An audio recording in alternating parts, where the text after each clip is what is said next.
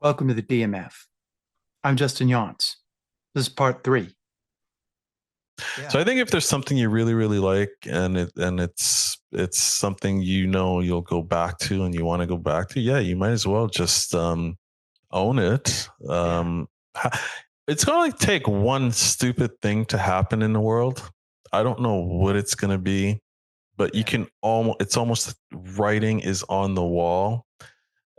Like it's gonna happen. I don't know where, when, how, whatever. It's gonna be some one stupid thing that just like that, all of a Yeah. sudden, it's disappeared from everybody's library for whatever reason because rights weren't renewed or being whatever they're gonna say about it, and people getting into an uproar.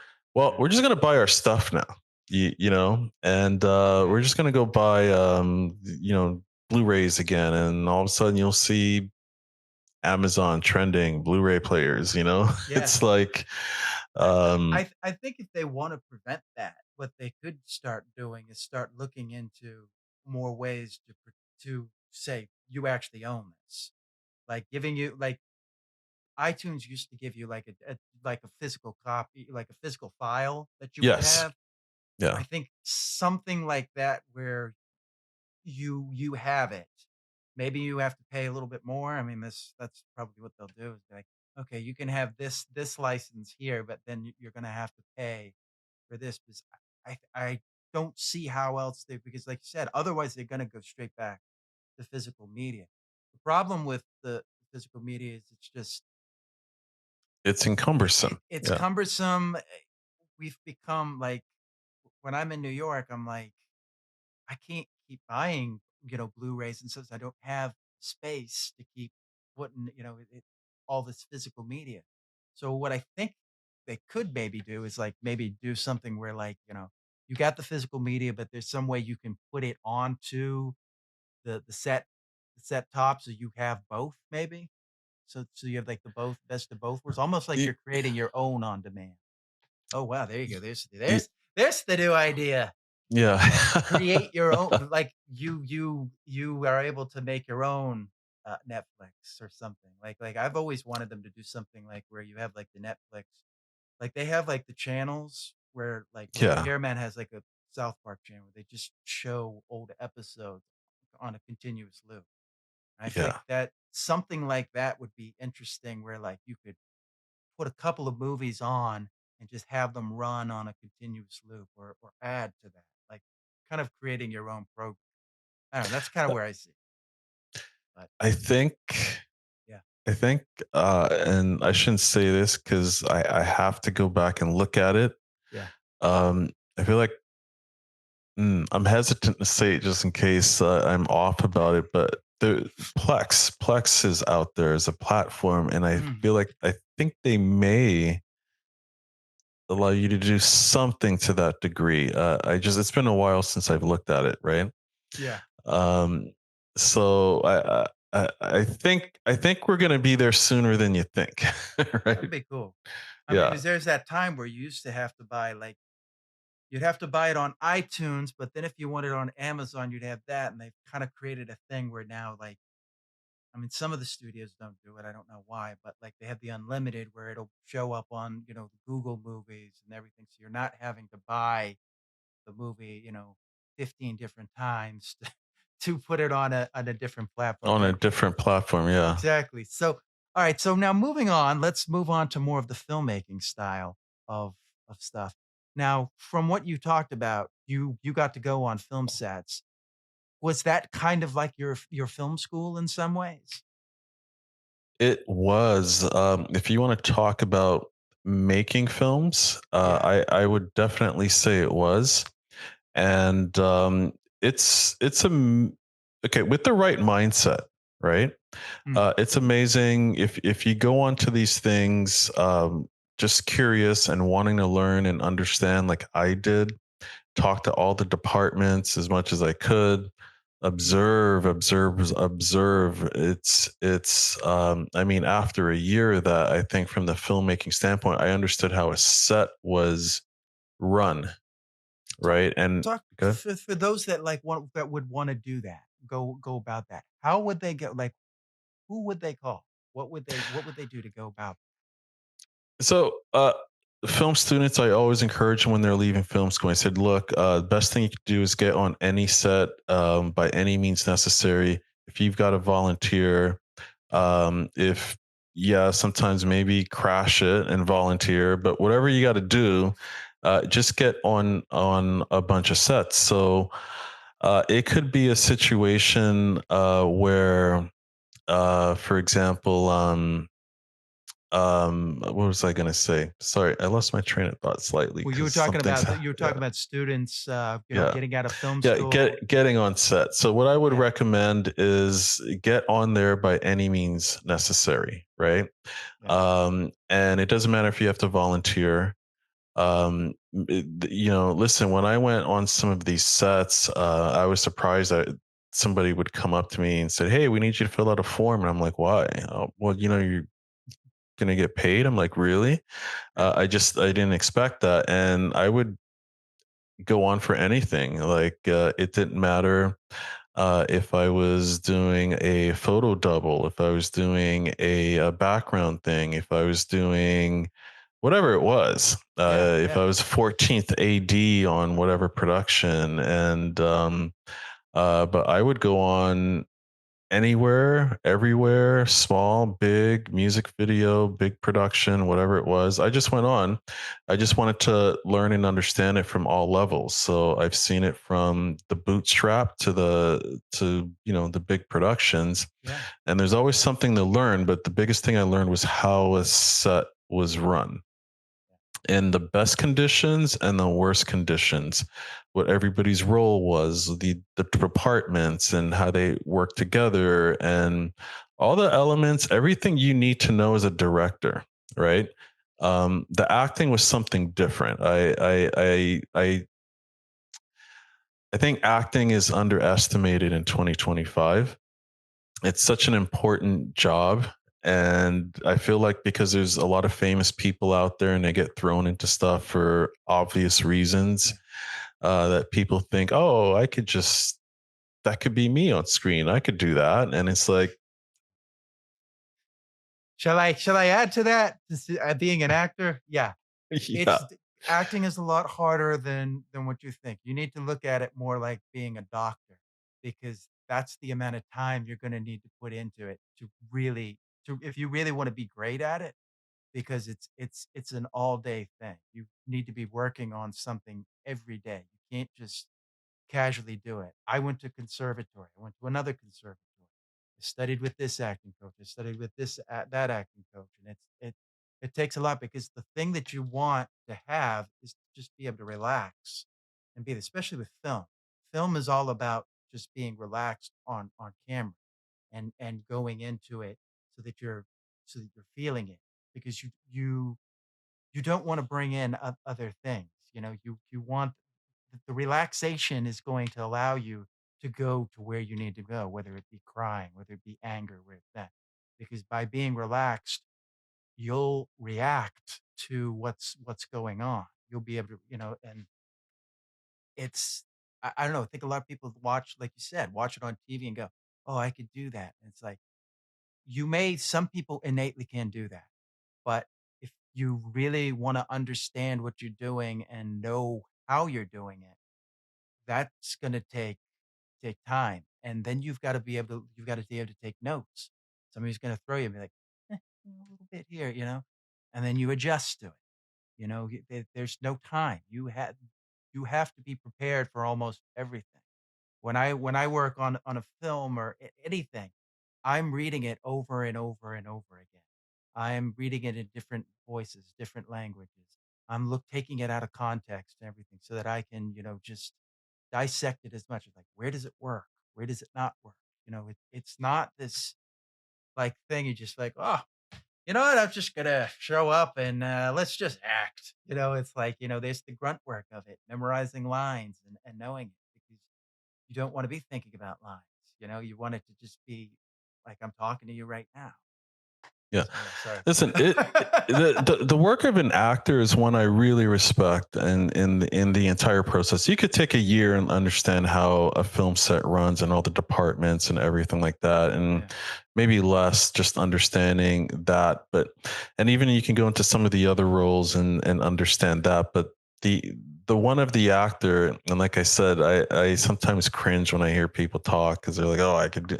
It's like, no, there's so much that goes into it, and I just feel like it's undervalued or underestimated. Me personally, if you gave me a choice in a film, if we can go bad production but great acting, I'm always going to pick the acting because I feel like Yeah, you could do something with that. the acting could still, even if everything's bad, it could still probably get you there, You right? can because yeah, if you've got great acting, you can like, okay, well, zoom in closer so we don't see the rest of the Yeah. thing. I remember I did something and it looked awful. And I was just like, well, how could I make this better? And I turned it black and white so you couldn't see that it was like just a room. And changed some of the colors and added some B-roll to it. And it was like I showed it to my acting coach. He said, well, yeah, this would actually, this could actually maybe win go to a Yeah. film festival. It's like, yeah, the only thing is I need to tell the director. Yeah. No, I can't really do that. Yeah. But um, but yeah, no, I love what you're Yeah. saying about, going out there and doing that. Is there somewhere like specific that they should go to, or is it just, just hunt down festival, I mean, production? obviously, I guess it depends where you are. If you're in a film hub, especially like Toronto, obviously there's it, you can go online, these Facebook groups, various sites, you can find out people looking for stuff. So like here, obviously we're in a film hub, very active community. There's stuff going on, so it's really easy to get there. Obviously, in the States, you're going to have hubs too. And if you're in a place that's not a hub, you might have to figure out how to get into one of those hubs, right? Yeah, But it's definitely, even if you're an actor that's spent a lot of time again, like with you, there's still something about just getting that onset experience, understanding how it works, yeah, the processes, the hierarchies, the departments, everybody works together, as much of that as you can get, I feel as though is really going to make a difference in like someone's career, right? yeah, Um, but yeah, if you're not in the hub, you're gonna have to, I guess, get yeah, to one, yeah. right? Go to film Yeah, commissions. You can yeah, look. Each state has a film commission. So yeah. look, find that. Um, what inspired you to get into film? I know now we're going. Well, and I always say I got a call from the universe, and literally it was somebody who was trying to finance a film slate somewhere in Western Canada, and that got me to explore and ask questions, and it made me curious because I'd never received a call like that or had questions thrown at me like that, right? It was just brand new for me, essentially. And the more I explored it, I saw opportunities. I love the creativity. I think I've always been a little bit of a storyteller or have had that Yeah, in me. And then one step to another step. And again, as an entrepreneur, you start to see opportunities. So then you start looking at content being king, and you recognize the future for that. And then obviously from there, I always saw myself directing. So I took steps towards that too, because I really, again, in the early days, watching actors on set, it was, um, that's why I said for me, I always have lots of respect for actors because I know the amount of work that needs to go, um, just preparation, just overall before you even go into a casting room, right? To get the role, to get the set, the amount of preparedness every week, and like e- even sometimes memory, just exercising that muscle every week, so it's just always ready, right? Because yeah, you've always got to be ready. That's the thing. You just don't know when calls are coming or what's going to happen, so you always are in this state of readiness. yep, And if you're not, it's it's crazy, right? So there's a dedication there. Um, that's like essential to it. So yeah, so I saw myself going there, and I took that journey as well. I wanted to understand the actor's process, so I did a lot of that training just so I knew what that path was like, right? And ultimately, you get to the point where you can communicate properly. Because the other thing I've noticed was directors and actors sometimes have a not so good way of communicating, or it falls short, and it's Or you get over yeah, communication yes, where they're like almost it's almost like they're thinking of you like a puppet, and it's like this is an organic organism. You can't really, yes, yeah, it can't be if we could do it like that, but it's not gonna look good on film if you just want me to pause here at this line and pause here at this yeah, line and then yeah, do this, Like, yeah, an actor can usually take, like, 1 or 2 notes really well. If you start giving them more than, like, yeah, 4 yes, notes, yeah, it's almost yeah. like It's too much. Yeah, the it's actor's too. just gonna Yeah, end up doing what they're gonna do, yeah, So it's like yeah, that specificity is there. So that's great that you were on set and yeah. you were able to recognize that. Because I was gonna ask you about that, like, how do you like to direct actors? But I so I always describe myself as a bit of a collaborator. So I like to collaborate with actors because I know the amount of work that goes in just to prepare for the to get to the point where you can get the role, and the amount of work you need to actually perform the role. And so the actor needs to breathe life into this character, and I don't really feel as though you need to interfere too much with that, because sometimes you're going to get what you're going to get, and that's perfect. That yeah, is the perfect, that's the right thing, and yeah, that's exactly what it's supposed to be. And you can't be sometimes too set on seeing things a certain way. And the majority of the time, I see, okay, this character, and I obviously, as a director, you have the vision yeah, for the movie, you see the character in a certain way, but almost the majority of time, 9 out of 10 times, I'd say the actor brings something to that character, and sometimes it's an intangible thing, sometimes it's something, and it just sparks that life, and all of a sudden the character is a little bit different than what you thought, but it's better. yeah, You know. yeah, And so I look for that, because sometimes I'm like, okay, boom, that's better. Okay, we can move in slightly in a different way, yeah, because this is good. This is better than anything maybe I saw or had envisioned for the. And that's, yeah. And again, for me, it's like all that training, all that time. It's like just yeah. let them do the work, right? It's prepared for Because that you know moment, and who's yeah, very much like that? That's like kinda how Christopher Nolan is. He likes to give the yeah, actor a lot of space to do it because, if you hire the right people, they're going to bring all these great things, and then it's just kind of, orchestrating the the right thing. You might need to move them in this direction or whatever, but like you said, they're gonna bring things that you didn't know. So, like, half the battle yeah. is really just the casting, because Yes. Yeah. Yeah. yeah, No, you're right. And like I said, I just think it's just let the actors work. There's so much yeah, preparedness that has to go into this. They've been preparing for a lifetime to do this thing. It's like, if you cast right, I have the confidence they're going to just hit it and hit the notes, so yeah, that's one part of the filmmaking process. I think. I mean, we're talking about it now. I'm not sure if I've really spoken about this mhm, this year on any interviews I've done, but it's definitely one of the big parts of filmmaking that I respect the most, and I really put a keen focus on it. A lot of directors are different. Some are very technical, and they're very focused on technical aspects of the production. But I really look at performances, right, when I'm in that chair, and yeah, I feel like that's the most like important yeah. element of the film. You can Well, overcome any problems with good acting.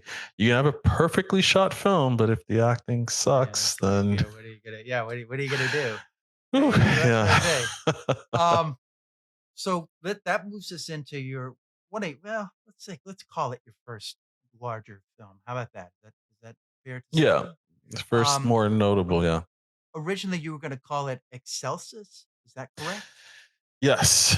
Yeah, it was originally supposed to be Excelsius Fighting Championship, but eventually it became EFC. So Yeah. how did that like name change? Just from looking at like acronyms and stuff. Kind of want to get So to it. so the inception of the idea, I think it was when I had the idea, it was a word that popped into my head, and I thought it I mean, I think I looked something up, and it was about connecting with your higher self, something to that effect. Interesting. That was always what the meaning of the word was supposed to be. So during the development phases, that's what it was called, right? Yeah. And but once we got finished with production and we were planning out this big marketing campaign, the big issue we realized is people can't pronounce the name. They can't pronounce the word. And then as you start to look at it as a business, Yeah. this is going to be a complicated title to translate into foreign languages. Well, So it's very smart that you were able to yeah, recognize that you didn't get married to the title. Sometimes directors, they get married to like these names or whatever, and you are able to recognize this. It's right.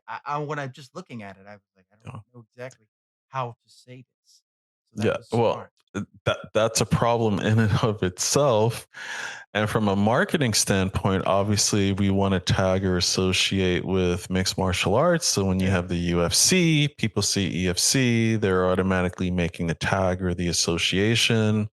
It's going to be easy for foreign language. You don't Yeah. really have to really do much to it, and it's very easy to remember.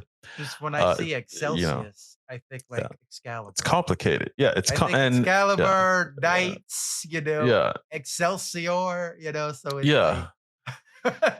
It didn't it, but at the time, that's what popped into mind, Yeah, no, and no, I think yeah, it's good. It's just like from somebody that's not on the project, when I see it, I yeah, just gotta go, "What is that?" Whereas yeah, EFC, I go right away, it's like UFC. It sounds yeah. so similar. It, yeah. So I always try to tell people stay away from complicated titles. If they Yeah. can't pronounce the name of the film, you're gonna have a big problem, right? Yeah. So, Yeah. yeah, Come see this film, it's, you know, La Guardia de Mona del Sol, it's like, yeah, "Yes, I wanna see La Guardia de." It's yeah, like, "What? What is yeah, that?"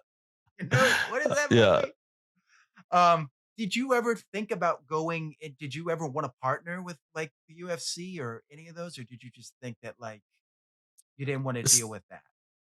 I think we were definitely thinking about it because we had a marketing partnership that we were starting right before, literally the day before the pandemic happened, and it was with a local promotion here, Mm, MMA promotion. Out, they were a feeder system for the UFC, so we were yeah, going to be touring with them on different events they were doing, and hopefully using that as a template to pitch maybe one of the other promotions, Invicta FC. yeah, yeah, But yeah, it just we had one event.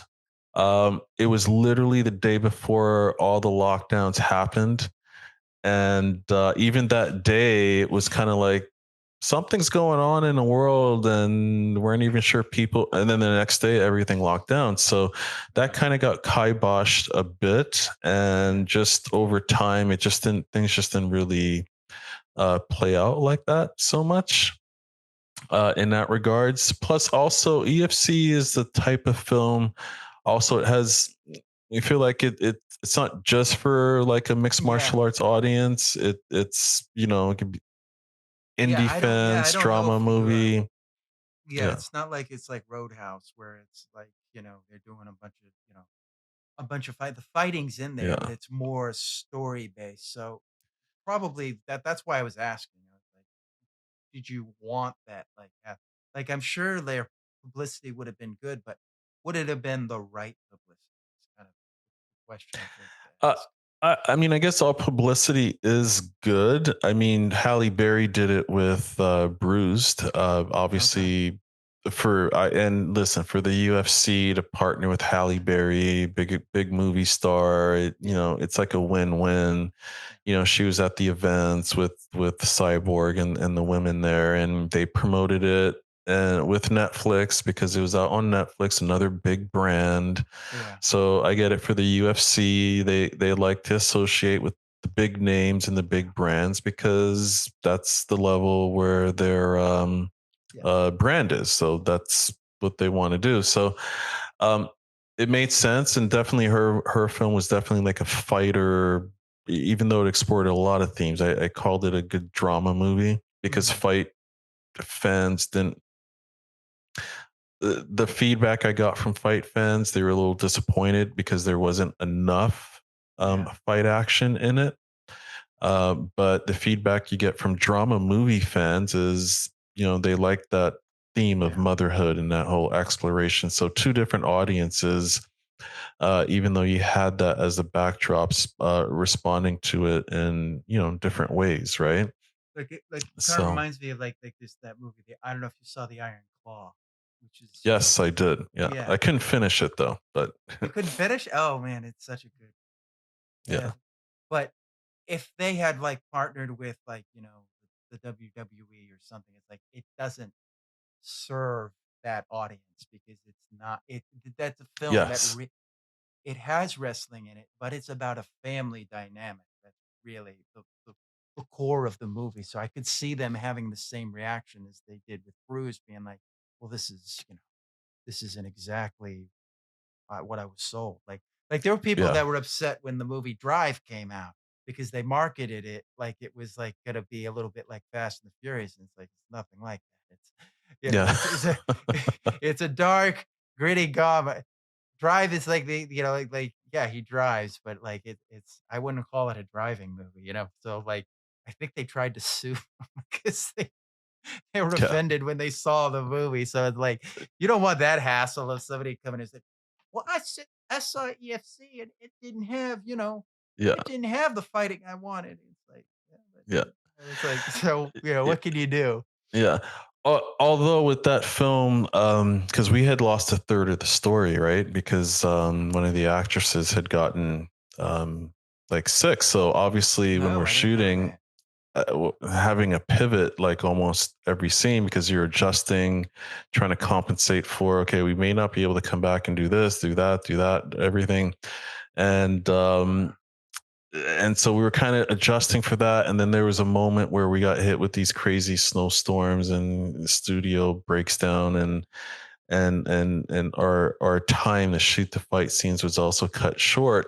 And there was a moment where it's like, okay, had to make a decision, and it wasn't a director decision, it was a producer decision. So I had to flip my hat on to Yeah, producer mode, and it's like, okay, we can chop down a lot of these fight scenes and then maybe try to amend or adapt and go back and shoot more story. Or we can try to get all the fight scenes done and we're going to have to sacrifice some story, right? yeah, Just because, everything that we were faced with. And from that point, from a producer's hat, it's like, okay, when this film comes out, there's no way to get around the fact that it's a women's MMA film. yeah, People will call it a women's mixed martial arts film. That's going to be the poster. People are going to expect to see MMA fights yeah, with women in a cage, right? Because it is what it is. So at that point, I said, all right, well, from that perspective, from a marketing perspective, from future distributors' perspective, because they'd probably say, do not cut any action scenes, sacrifice stories, but do not get rid of action. mm, And so at that point, we have to choose to try to get all the fight scenes done and right, sacrifice some stories. Because on with the producer's hat, it's like, okay, well, this still needs to go to market, yeah, and regardless of what we do or say, once it goes into distribution, they're going to market this and push this a certain way, right? yeah, And they're going to do it as a women's mixed martial arts film, and it is. That's the backdrop of it, but it's so much more than that. But that was essentially, didn't want to have the film out there knowing that audience would be looking at this, having that expectations and not giving it to them, right? Yeah. So that was a decision there I remember having to make, and it was just, No, but I you think know, you made the right decision based off yeah, what you're gonna do with the market. Can you yeah. talk about like where this idea came from? It was,